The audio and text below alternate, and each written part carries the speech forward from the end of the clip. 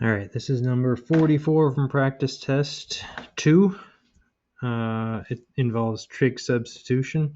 So remember, if you've got square roots, that's an indicator that it might be an inverse trig function or might be a trig substitution. So if you're going to use trig substitution, remember it's TSS, tangent, sine, and secant are the ones that I suggested you try to use. Those will always work. Other ones might work, but these will work. So we draw a triangle. The square root, if it's the square root of two things subtracting, so that would indicate that it's one of the legs. If it was plus, it would be the hypotenuse.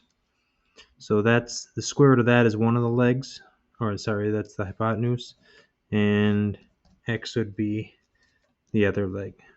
So if you did the Pythagorean theorem right here, it'd be the square root of 4 minus x squared to be the third side. Okay, so we have our triangle set up. So let's say our theta would be right here. So if it's right there, we don't use the square root one. And the x portion needs to be on top. So if this was the case, it'd be the cosine of theta equals x over 2. Well, we don't want to use cosine. So let's not do theta there. We'll put theta there. Again, we're not using this side. So we've got, this has to be on top. So it'd be the sine of theta equals x over 2. Sine of theta equals x over 2. And that'll work. Sine is one of our three options. All right, so I'd multiply by 2.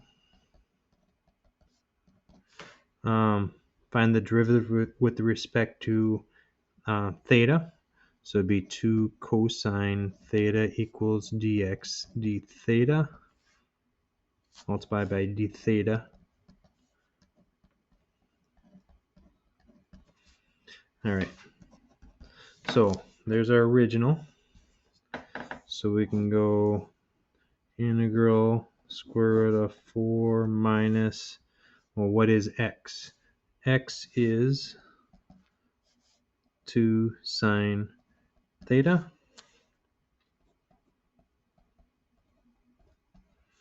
And then what's dx? Dx is all this stuff. So 2 cosine theta d theta. So we have rewritten our integral in terms of theta. Hopefully we'll be able to evaluate it because we don't initially know what the antiderivative of this would be.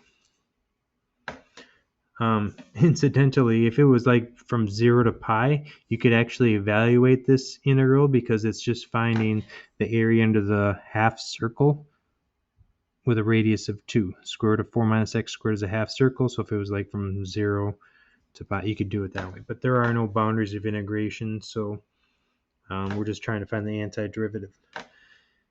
Okay, so integral square root of 4 minus 4 sine squared theta. There's a 2 I'll bring out. I'm going to pull a 4 out of the square root.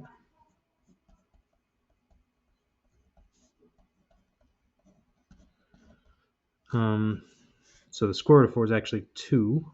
So we can pull that out, so that becomes 4 integral square root of 1 minus sine squared theta cosine theta d theta. Carl taught us that that is cosine squared. Square root of cosine squared. It's just cosine times it's actually absolute value, but cosine times cosine, so we get cosine squared theta d theta. We got a 4 up front. Okay, sorry. Again, Carl, if you have sine squared or cosine squared, you could do a power reduction.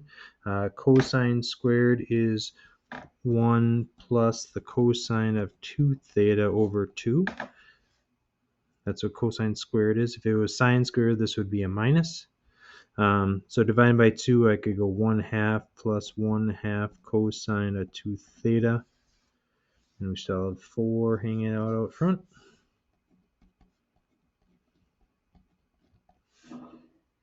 And we're still integrating it.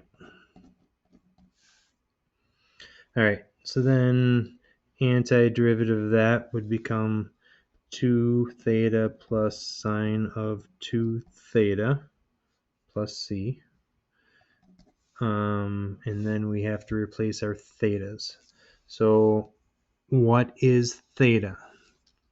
If you take the inverse sine of each side, theta would be the inverse sine of x over 2.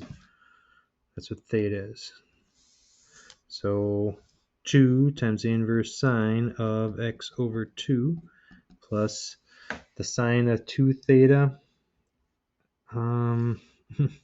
I would actually make that the sine of 2 theta is the same as 2 sine theta cosine theta, double angle for sine. So 2, the sine of theta is x over 2, and the cosine of theta is square root of 4 minus x squared over 2. So what's that? X over 2 square root of 4 minus x squared is what, that's what sine of 2 theta is. X over 2 square root of 4 minus x squared plus c. Is that an option? Let's see. Oh, yeah, it's exactly what they have. So C is your answer.